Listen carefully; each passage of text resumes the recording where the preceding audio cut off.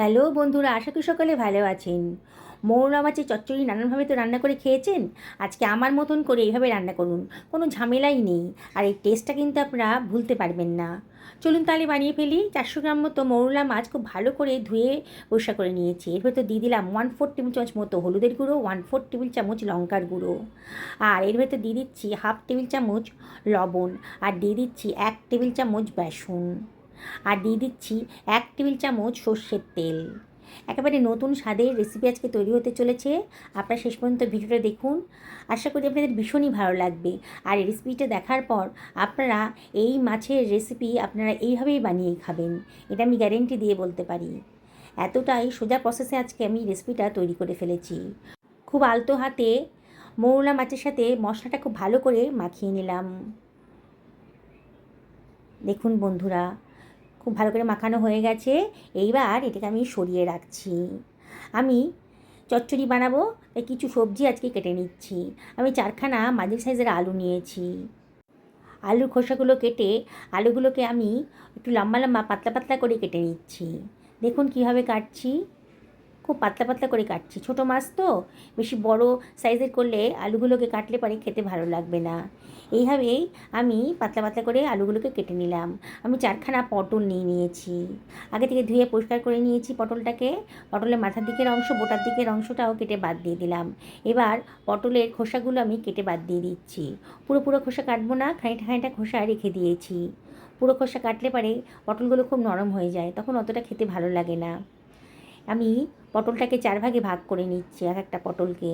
দেখুন কাটাটা হয়ে গেল, সরিয়ে রাখলাম।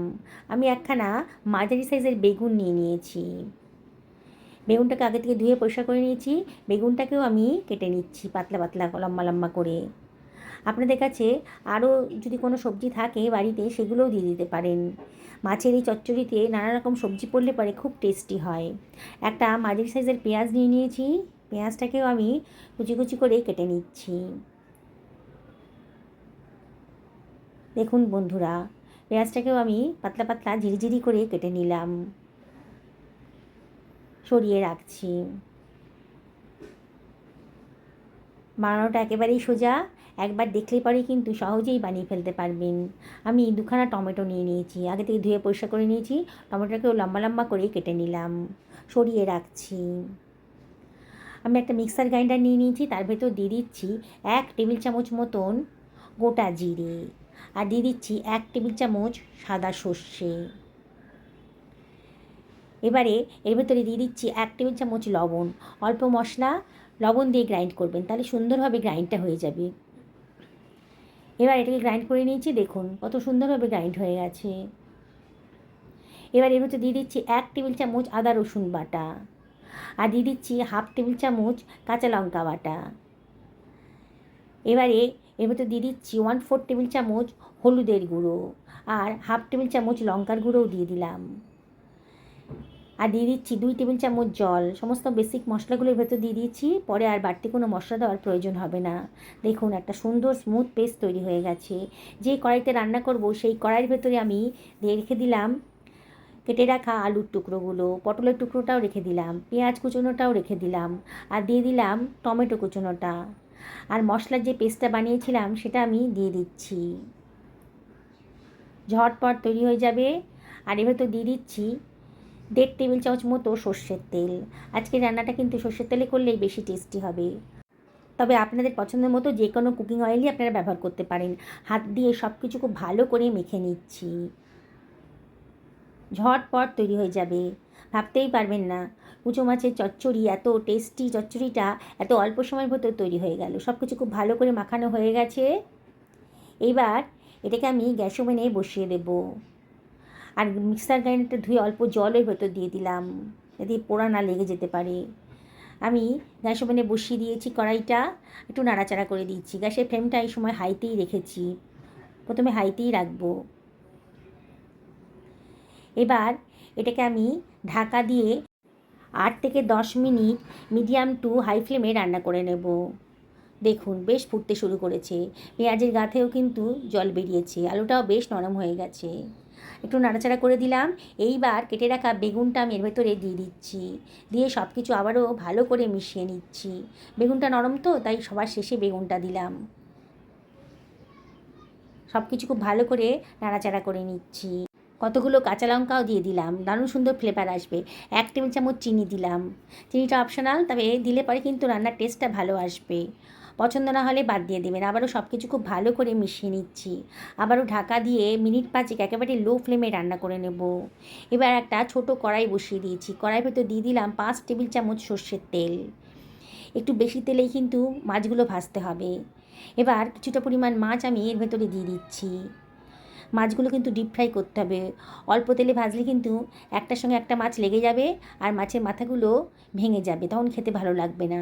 মাছগুলো তেলে দেওয়ার পরে পরে কিন্তু নাড়বেন না, মিনিট দিয়ে রেখে দেবেন। তারপরে নিচের পোর্শনটা যখন ভাজা হয়ে গেছে তখন এটাকে উল্টে পাল্টে ভালো করে ভেজে নেবেন। বেসন দিয়েছি তো খুব মচমচে করে ভাজা হয়ে যাবে, দেখবেন খুবই টেস্টি হবে, একেবারে অন্য ধরনের টেস্ট আসবে। দেখুন নাড়াচাড়া করে বেশ লাল লাল করে আমি ছোটো মাছগুলোকে ভেজে নিচ্ছি। আমি আজকে মোরলা মাছে করছি, আপনারা যে কোনো মাছেই করতে পারেন, মানে যে কোনো ছোটো মাছে এই চচ্চড়িটা রান্না করতে পারেন, অসম্ভব টেস্টি। আবারও ওই তেলের ভেতরেই বাকি মাছগুলো আমি দিয়ে দিচ্ছি। একইভাবে ভালো করে ভেজে নেব। যেসব বন্ধুরা রেসিপিটা দেখছেন অথচ এখনও আমাকে সাবস্ক্রাইব করেননি, তাদেরকে আমি রিকোয়েস্ট করবো আমার চ্যানেলটা সাবস্ক্রাইব করার জন্যে। পাশে থাকা বেল আইকনটা অবশ্যই ক্লিক করে দেবেন, তাহলে আমার রান্নার নোটিফিকেশানটা আপনার চটজলদি পেয়ে যাবেন। দেখুন মাছ ভাজার পরেও কিন্তু কতটা তেল আছে। এই তেলটা আমার প্রয়োজন হবে না, অন্য কোনো রান্নাতে এই তেলটা ব্যবহার করে ফেলবেন। ঢাকাটা তুলে আবার একটু নাড়াচাড়া করে দিচ্ছি। দেখুন বেগুনটাও কিন্তু সেদ্ধ হয়ে গেছে, নরম বেগুন, বেশিক্ষণ লাগবে না সেদ্ধ হতে। আমি সবজিগুলো এইভাবে দিলাম। আপনারা যদি মনে করেন একটু ভেজে রান্না করবেন তাহলেও করতে পারেন, তাহলে তেলটা একটু বেশি লাগবে। আমি 1 বাটি পরিমাণ জল দিয়ে দিলাম, দিয়ে আবারও সব কিছু খুব ভালো করে মিশিয়ে নিচ্ছি। তবে আজকে এইভাবে রান্না করে দেখবেন, ভীষণই টেস্টি হবে, দারুণ সুন্দর টেস্ট। 1 থালা গরম ভাত কিন্তু এটা দিয়ে খেয়ে ফেলতে পারবেন। আর এতটাই টেস্টি হবে না, যাকে খাওয়াবেন সেই কিন্তু আপনাকে রেসিপিটা জিজ্ঞেস করবে। ভেজে রাখা মোরলা মাছটা আমি এর ভেতরে দিয়ে দিচ্ছি। এবার আলতো হাতে সব কিছু খুব ভালো করে মিশিয়ে নিচ্ছি। দেখছেন তো কোনো ঝামেলাই নেই রান্নাটাতে, আর এই টেস্ট কিন্তু একেবারে দুর্দান্ত। যেসব বন্ধুরা রেসিপিটা ফেসবুক থেকে দেখছেন তাদেরকে আমি রিকোয়েস্ট করবো আমার পেজটা ফলো করার জন্যে। আর পুরনো বন্ধুদেরকে অনেক ধন্যবাদ, তাদের সাপোর্টের জন্যই এত দূর আসতে পেরেছি।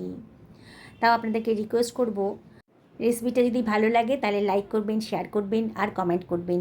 আপনাদের লাইক আর কমেন্ট আমার কাছে অনেক মূল্যবান। আমি মাছ ভাজার খানিকটা তেল, এই 1 টেবিল চামচ মতো তেল ওপর থেকে দিয়ে দিলাম, দারুণ সুন্দর একটা গন্ধ বেরোবে। আবারও ঢাকা দিয়ে এটাকে মিনিট 2 রান্না করে নিয়েছি। 2 মিনিট বাদে দেখুন আমার রান্নাটা কিন্তু কমপ্লিট হয়ে গেছে। গরম ভাতের সাথে এই রেসিপিটা থাকলে আমার তো মনে হয় আর কোনো কিছুর পদেরই দরকার হবে না। আপনাদের কি মত? এতটাই টেস্টি না, দেখেই জিভে জল চলে আসছে। কি বানাতে ইচ্ছে করছে তো? তাহলে আর দেরি করবেন না, একদিন আমার মতন করে এইভাবে বানিয়ে ফেলুন, দেখবেন পরিবারের সকলে কিন্তু দারুণ মজা করে খাবে। আর আপনাকে বারে বারে রিকোয়েস্ট করবে এই রেসিপিটা বানিয়ে দেওয়ার জন্যে। কালারটা শুধু দেখুন কতটা টেস্টি হয়েছে, দেখেই বোঝা যাচ্ছে। আমি আপনাদেরকে আবারও রিকোয়েস্ট করব একদিন এইভাবে বানিয়ে ফেলুন, পরিবারের সকলকে খাওয়ান, নিজেও খান। সুস্থ থাকুন, ভালো থাকুন এই কামনা করে আজকে ভিডিওটা এখানে শেষ করছি। নমস্কার নেবেন।